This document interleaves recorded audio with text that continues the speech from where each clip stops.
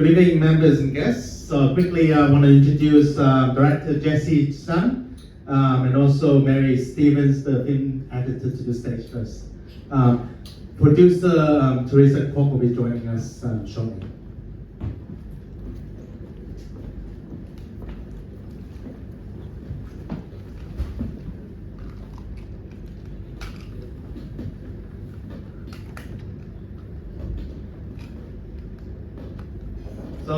So once again, I'm Andrew Chan. I'm a member of Film Critic Circle of Australia. I'm also a regular movie host at the FCC and also a number of private clubs in Hong Kong as well. I'm going to quote a bit from my own words, actually from my film review as well. In the end, Jessey Tsang offers no easy answers. Home, she suggests, is a fragile as it is eternal. A chant carried on the winter week, disappearing as it lingers. This documentary filmmaking is at its most humane. A mirror held up our collective longing and a reminder that sometimes the most profound stories are those of what's missing. Rated the film 9 out of 10. So congratulations to both. So I'm going to quickly also introduce the panelists today. I'll start with Jessey. So Jessey in 2011, she won Best New Director Award at the Hong Kong Film Awards for Black Big Blue Lake. So this is a Tai Lam. This movie is also about the Ho Chung Village. And in 2014, Floating Stories, Ho Chung Village. She also went back to the roots by filming a touching documentary also on the same village about her town, about the decade celebration as well. In 2019, she dabbled on commercial cinema in an interesting and erotic tales in The Lady in Popper. So starring, I think you might recognize this Charlie Choi from the Twins pop duo. So of course today, directing the movie With the Chants. Welcome Jessey to the FCC. Thanks Andrew for including us. Hello. I think today is very meaningful, and actually it's my first time come to FCC.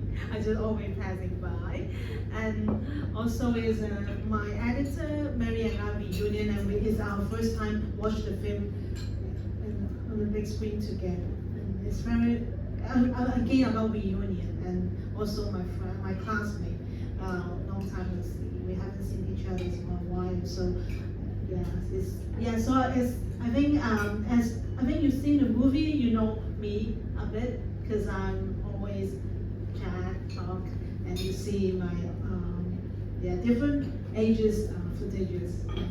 Maybe I think it's a cozy chat. So and my producer just arrived, Teresa, and thanks Andrew for introducing me. So I think I'm a native villager, and I think I work over 4 pieces, different genre of work about my village. So I'm not sure why I keep making movie about my village. Maybe I still finding something new. And hi Teresa, we just start, yeah. So 2 of the ladies very important to me because we have the 10 years date. Every 10 years we make a movie together. So this is our second features to work together, few of us.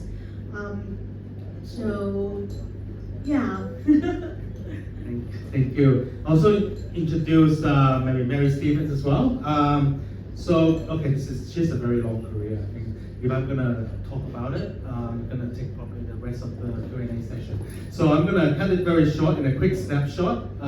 So Mary Stevens is a veteran film editor with a global career spanning across Europe, particularly in France and Asia as well. She's a regular film editor, renowned film director Eric Homer, who she spent decades working for. She's also a frequent collaborator. I think a lot of people would know about Anh Ho On Wa. So I have some examples here today, like this is one of the movies, Love After Love. Another movie actually with she has a lot of directors this movie. She helped the Anh Ho segment of this movie, separate the story of Hong Kong, which is a Tsang right? All great Hong Kong directors in that same movie as well. And of course, she actually did a lot of movies, pretty much all 3 movies with Jessey. She was the film editor for her as well. And so with that, and also a bit on this, you also did movies on The Way We Keep Dancing. Yeah, Oh no, not this one. Yeah, this is the other one. Oh, yes, The Way We Keep Dancing. So it's Adam Wong directed movie recently in Hong Kong as well. So with that, welcome Mary to the FCC. Thank you. Also, Teresa Kwong, so just arrived. She's the film producer, so worked with Jessey on all 3 of her movies, as I showed just now. And also, she's also been collaborator with director Amos Y as well, with a number of movies, including, actually love this movie. This is actually called Far Far Away, and about a Hong Kong local IT guy who ended up with 5 romantic relationships at the age of 28, and then looking at all different parts of Hong Kong. So I look forward, hopefully, getting the screening of this in FCC one day. And also we also Netflix clip as well of this movie. And another movie is Sop Sop. She also produced this. So she's a film collaborator also with the Golden Scene distribution company. So welcome Teresa as well to the FCC. So, as usual, I'm going to kick off with some questions, and then I'll leave it to the floor to ask some interesting questions to the audience, from the audience. So, I'll kick off with Jessey. So, why did you make the documentary with the Chants? Especially, you mentioned as well, you have made this is the 4th movie about the village, based on this. So, why with the Chants?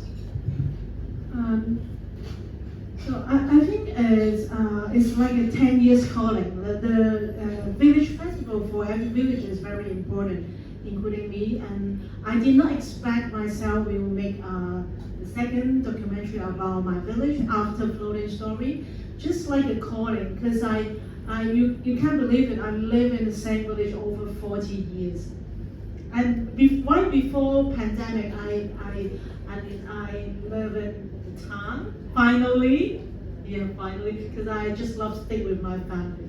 Yeah, you can't believe it. Yeah, but I think it's a 緣分，識嘅英文係咪？ So it's like I think it's why I became a filmmaker because I stayed in the same place, viewing the time passing.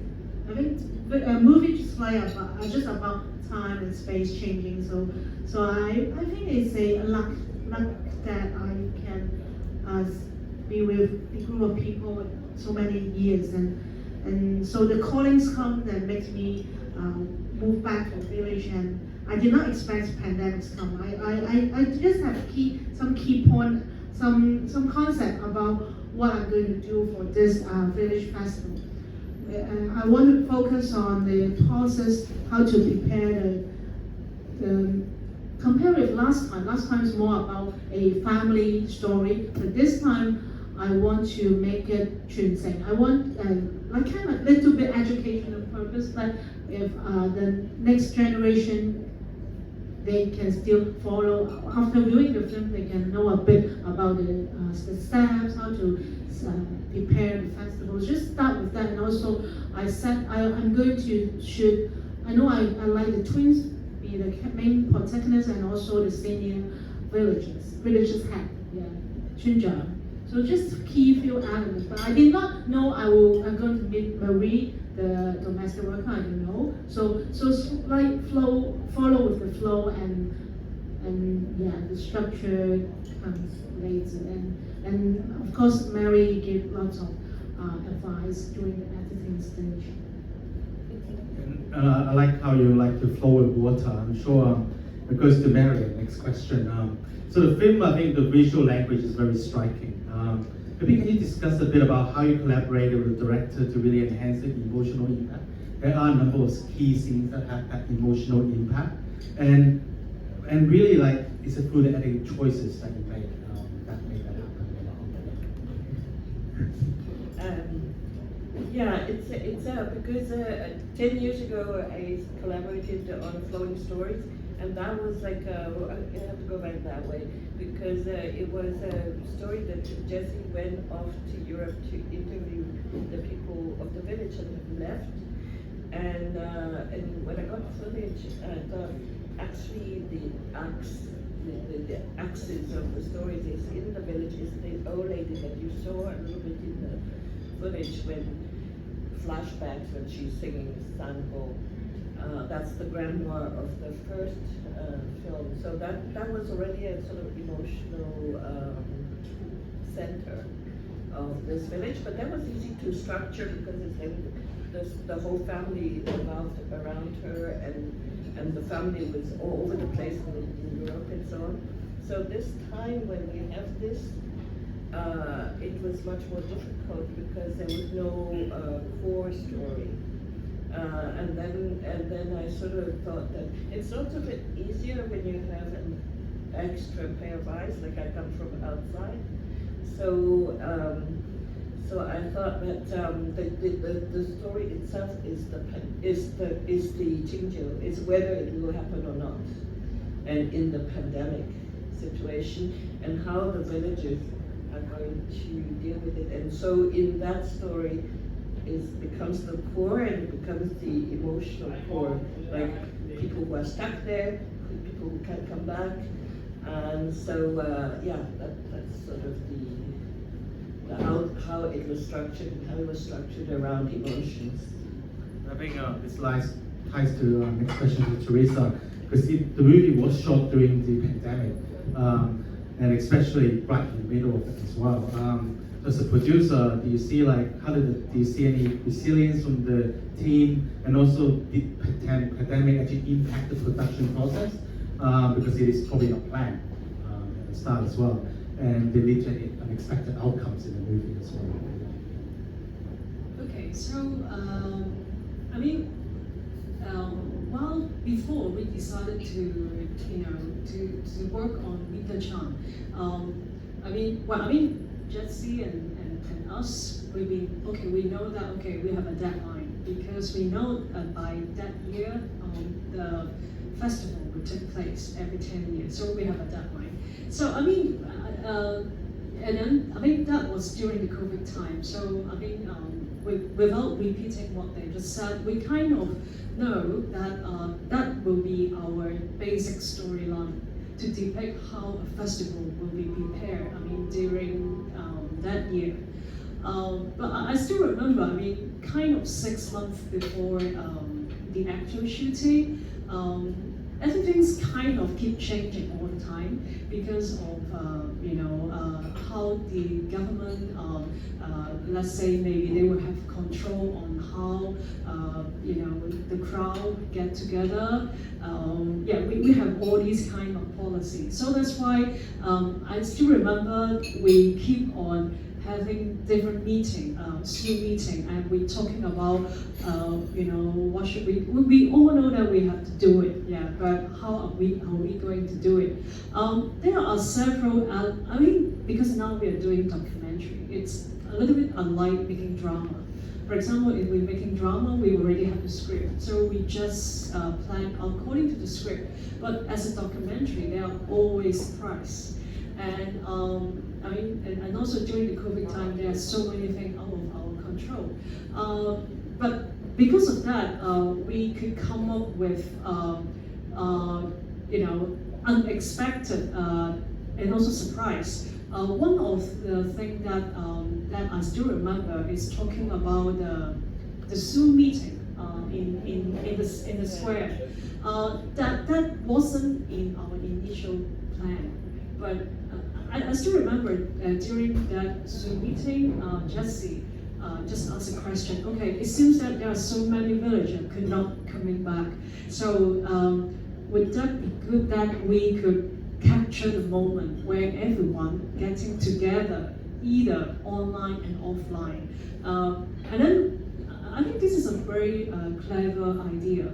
Because we kind of turned the impossible into something possible. And I think this is idea. That is where Jessey and also one of our Yeah, and we all think that this is a very good idea. And the next question is, we don't have the budget because of and so I still remember Jessey said, okay, maybe next day I will talk to the village head wherever he could give us some extra sponsor. And that is, I think we are very lucky that he's able to give us some extra money in order to make that happen. Another point that we would like to struggle have been talking a lot because again we are talking about documentary. We would like to capture the now, the moment. So one thing is about pandemic. Another thing is about the filmmaker herself because she basically, I think as Mary said, different. Unlike Following Story, at the very beginning, we don't have a protagonist. Let's say last time we have a grandma. That kind of she is the heroine of Following Story. And this time, at the very beginning, it's kind of very detached. There's not much narrator. There's no narrator, maybe no VO. We just like a very detached mode of capturing what have been happening for those months where the village is preparing the festival. And then I think at some point we both thought that Jessey should be more visible. Yeah, because we thought that she need to be more in the foreground, not just being invisible. So that's why, and then she kind of said, oh no, maybe she feel a little bit embarrassed, but we kind of thought that is important for having her being more, being visible in this documentary. So that's why we encourage her. Maybe she need to, maybe doing more in the radio. And also, I also remember because for that year, 2021, right? Yeah. That's also a big change in her own life because she is going to get married that year, and that is kind of a relationship with what's happening as well because there was a ritual that there is a name on the wall. If you got married, then your name is no longer on the wall, right? Yeah, because I still remember 10 years ago while we were preparing Following Story. Jessey and I keep saying, okay, is it her name will be there forever? At that point, yeah. I still remember, when we were preparing that part for doing the village chant, and I kind of talked to Jessey, said, hey, this is your last time having your name on the wall, and so you better have to include, that details in the documentary as well. So just a little bit of sharing about your question. No, that was lovely. And next question I'm gonna pass on to Jessey as well. Probably especially I think your filmmaking style probably evolved from Following Stories 2014. You made a number of commercial features during that time, and then you're coming back to make Winter Chants. How has that evolution shaped your storytelling in this new group? It's very hard to answer. I think just because the world's changing, my personal life change. So just naturally, it's from the ocean. It's a very sharp reply, but yes, I think because it's really about especially 2020 is the year I moved back to the villages. Yeah, so it's really after a hectic year. So back then, really, I want to be quiet, to record more humbly, back to the very grounded mode, to live with the villagers and see what happened before the pandemic comes. So I think I want to point out the healing, the chanting part very important for the whole villages and including myself, and also in dialogue with the world that so we all, I think the pandemic time we all need more talk to ourselves, more time to heal. So I think the chanting part, although we can't see lots of villagers come back, but I think it's more self-meditation or more talk to the natures and talk to ourselves. This part, I think the chanting part, very important. And I'm going to open up the floor. Any first takers? First questions? Yes, Raymond?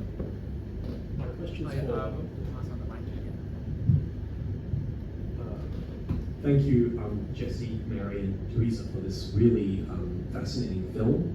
And I really appreciate how you brought out this sense of impermanence as to the demographics of the village. More and more villagers sort of moving out, whether out of the village or overseas altogether. But the village itself is a very old one. Hundreds of years old, long before colonial Hong Kong. Just wondering, has the village head been in touch with the government about any heritage conservation projects or anything that could? Okay, and I don't think so, but he's joining the 鄉事委員會, the kind of member, but no. The temple not belongs to the temple association. We are individual temple. So one solo.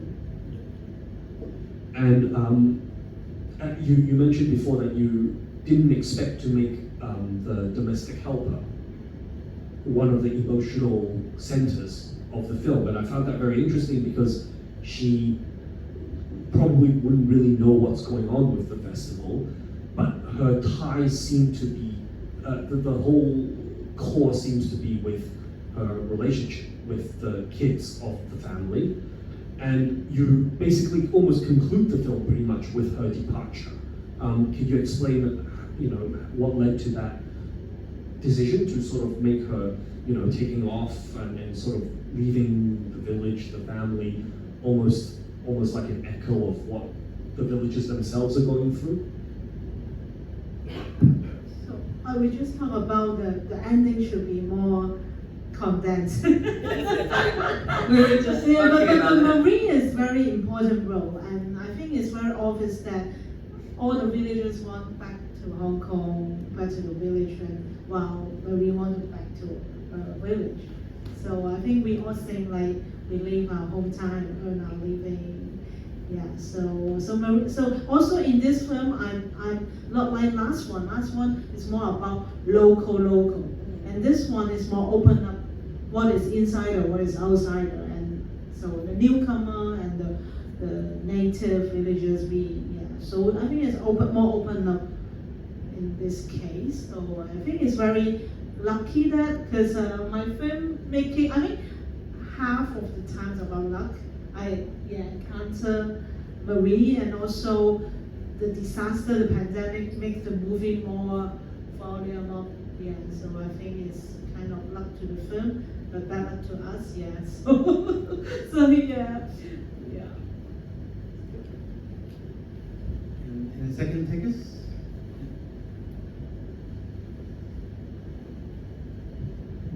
Hello.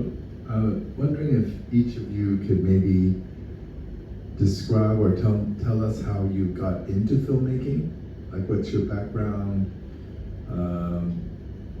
Who trained you? Who's influential to you? And also, what are you doing now? Are you continuing to make, or will you make another one in 10 years' time? 2 hours talking. Thanks for 3 days. Thanks for the question. Okay. So I see lots of French films during my film study, and I never thought about, because Mary, I think lots of movie I like during my study time is edited by Mary, the French New Wave film, And I think this is nice. So I jump into this point and like nice encounter. I think I graduated from film school, but I did not expect I became a filmmaker. But I think the village background made me became filmmakers. Just about, yeah. I think movie just about life and people. So I'm happy to meet my film villagers. Yeah, I think this is very important. Yeah, for making film, and we have our finding your gang, your peer. Yeah. Thank you so much. So maybe I did not reply much. Yeah. So what about Mary and Teresa? How did you guys get into film? You go first.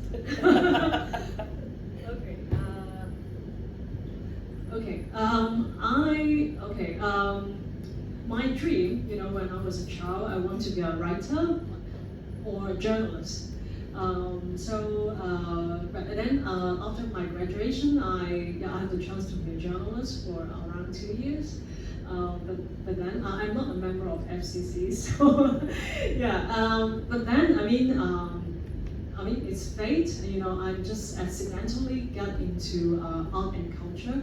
And I started working as a film programmer or curator. But then later on, I got the chance to know many talented people, including Jessey and I think first Mary and then Jessey. And then I feel the calling, for me, is to working with talented people as a companion, starting everything from zero. And making something out of nothing. For me, I think the journey and the process is very fascinating. Yeah. So, and that's why I got into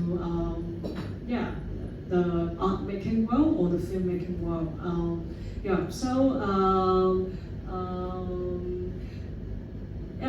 There's quite moving to see all these DVD. Some of them I got involved, some of them I didn't. But I would see all these films basically it's about people, about in one way or another try to imply or talking about changing to change our world a little bit, maybe changing our perspective. I think that's what drawing me to be still in the art world or the filmmaking world, because maybe we could not make miracle from all of a sudden, but at least art making or filmmaking in a way could try to bring out other possibility, and maybe we could helping us to see the world or to understand the world a little bit. I think that's what's make the whole thing interesting. Well, I'm going to try to concentrate on how I meet you guys. But first, just before, I'll just go very quickly. I was born in Hong Kong, so I'm a real Hong Kong person. But then my family immigrated to Canada when I was 15.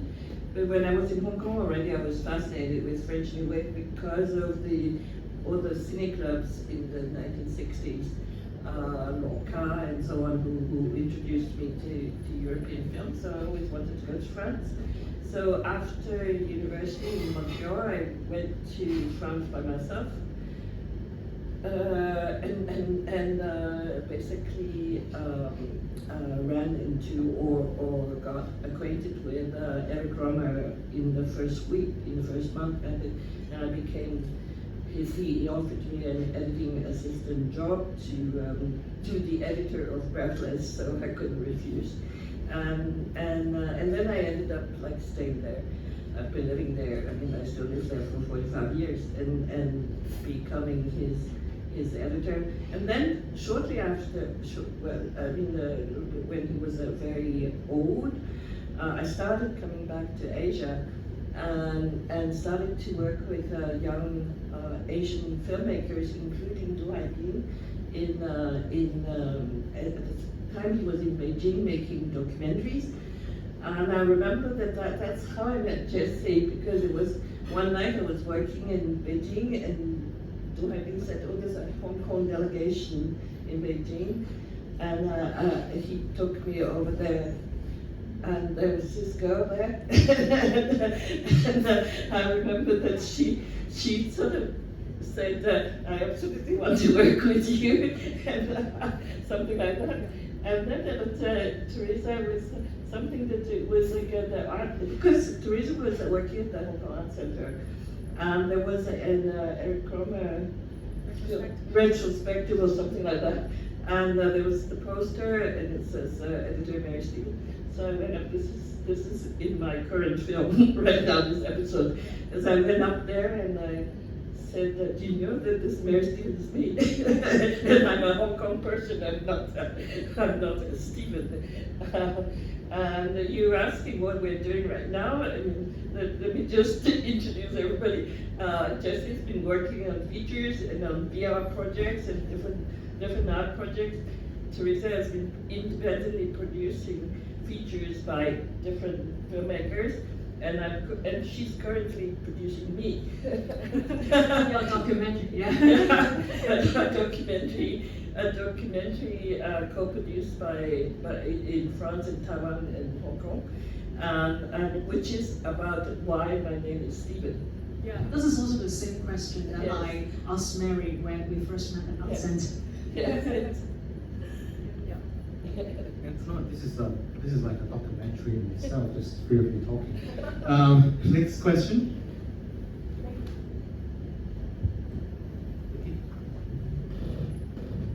Hi, I thought the film was really good.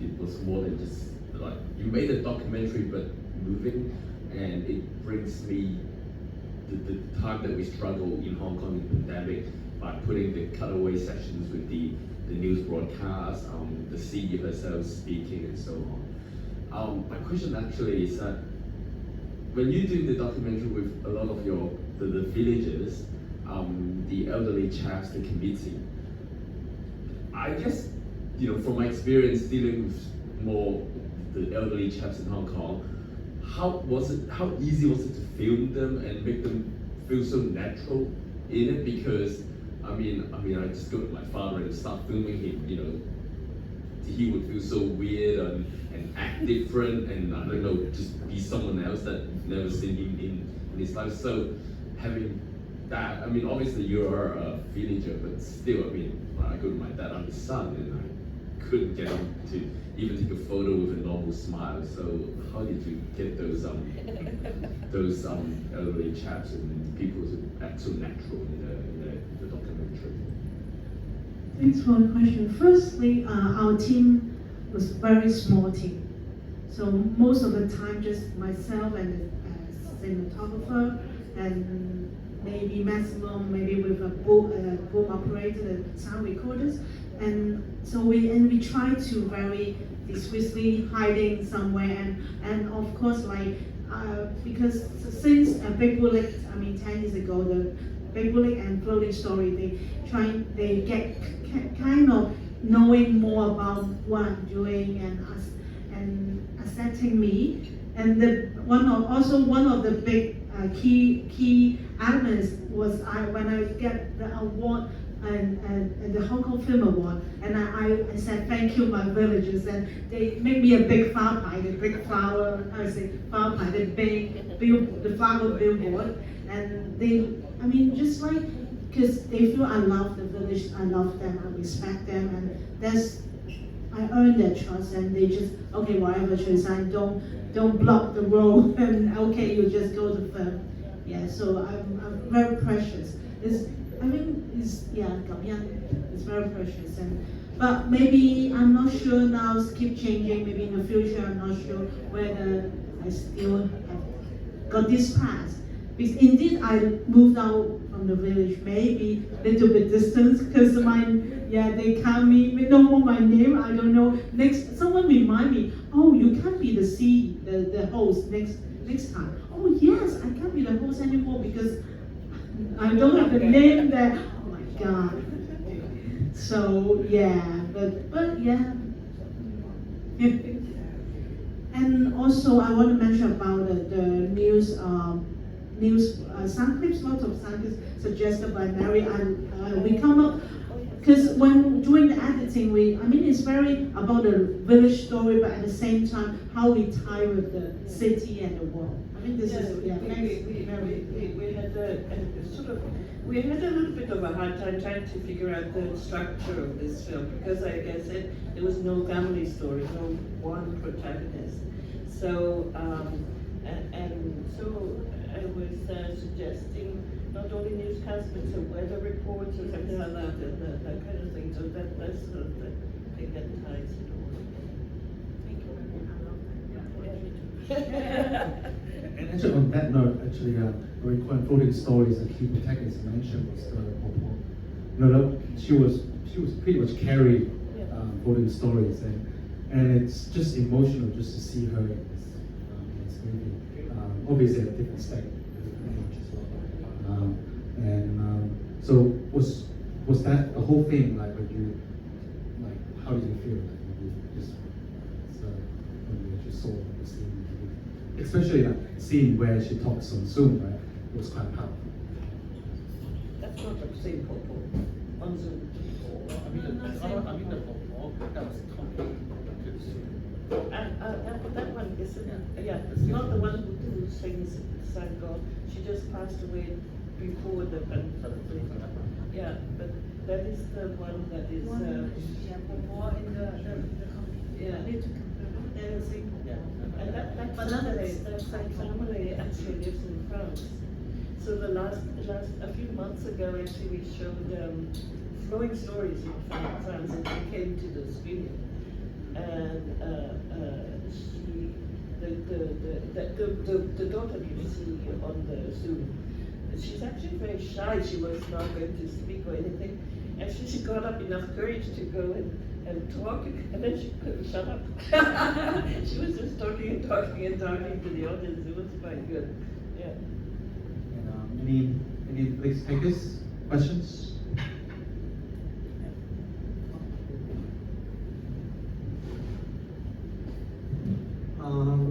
So the pandemic was a big part of this movie. So my question is, if the pandemic hadn't happened, would you still have made the movie? And if you did, how would you have anchored the movie? What would that version of the movie be as a continuation of the last movie? Very good question. Definitely we will make it happen, but really maybe it's kind of less layers. But we never know. I did not. I think maybe it's kind of more relatively flat, more maybe, I don't know, but I just know now is much more layers here now. And so Mary, what do you think if no pandemic? No, I think more focus on education was better. But in terms of documentaries, I think that very often you don't see what is the story, like what the story is in terms of like the Tai Ping films. It maybe, I know there's one that's I was desperate for because he was shooting for 4 years, and I thought there's no story here. And then one summer suddenly he shot something, and then all of a sudden the story is there. So it's like, I'm sure that there would have been another story. And maybe we should more some other stuff if no pandemic. Yeah, let's see what's the next one. Because next I just checked out, is it 5 years? I did 5 years, right? Actually now it's already 2000. Yeah, 5 years more. Wow. So come back and look at the part 3. Okay, now start fundraising. We need budget. Next question.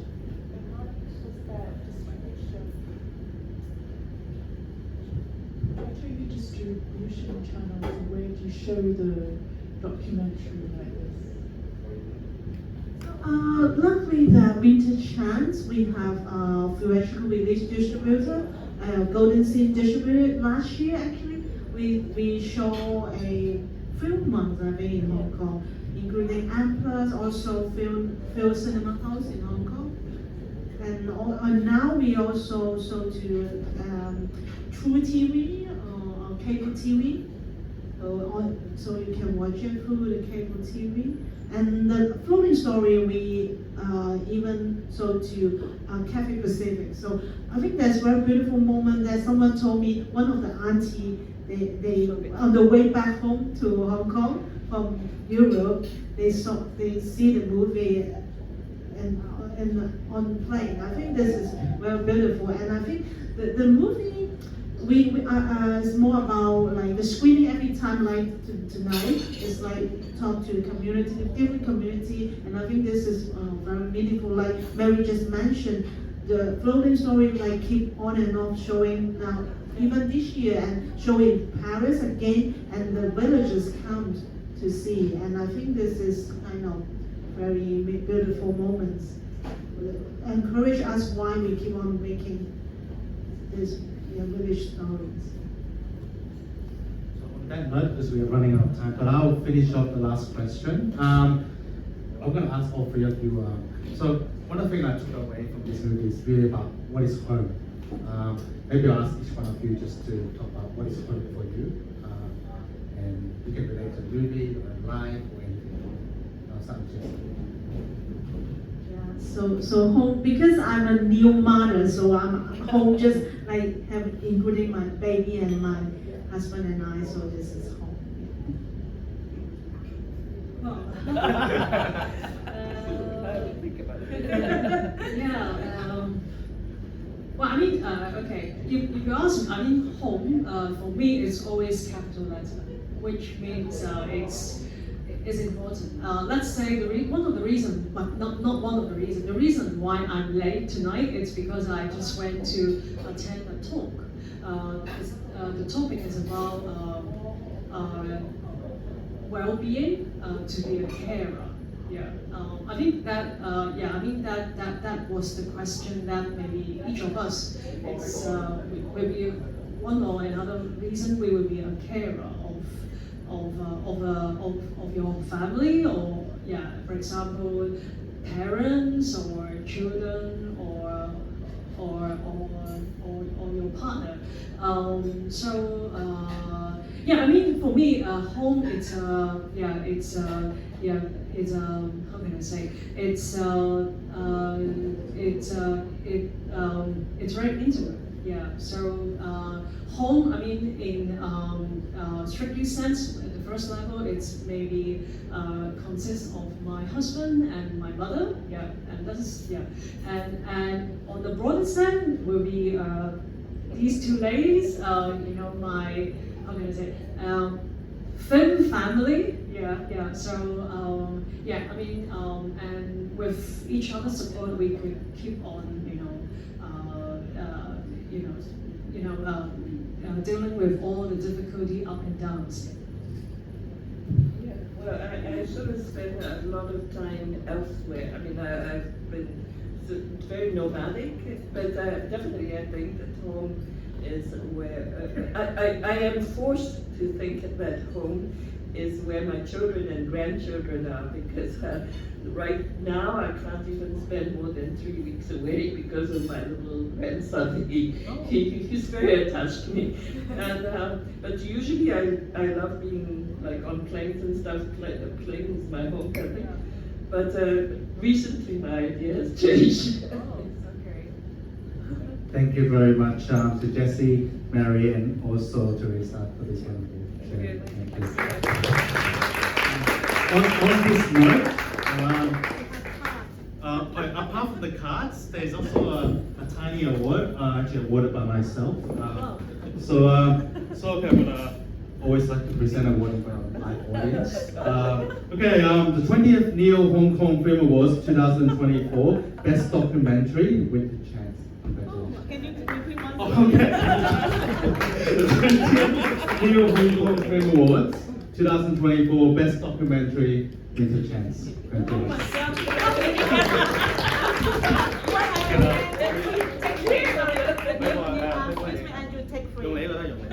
you one more? Oh, one more time? Okay. Take free. Take free. As a director request, I'll do my usual. Yes. 20th Neo Hong Kong Film Awards 2024 Best Documentary with the Chants.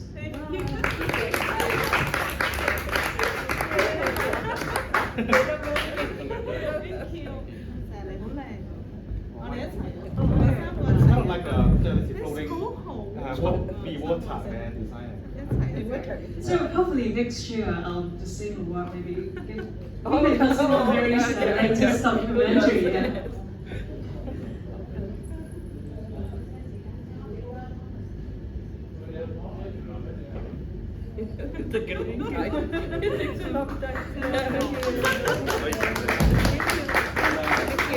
And we also have a token of appreciation from the FCC.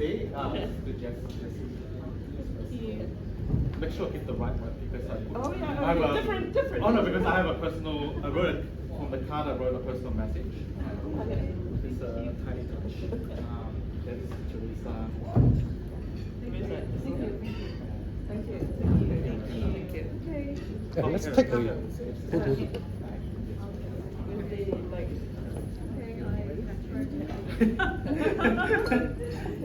Okay, 1, 2, 3, one more. 1, 2, please. Thank you. Thank you. Thank you.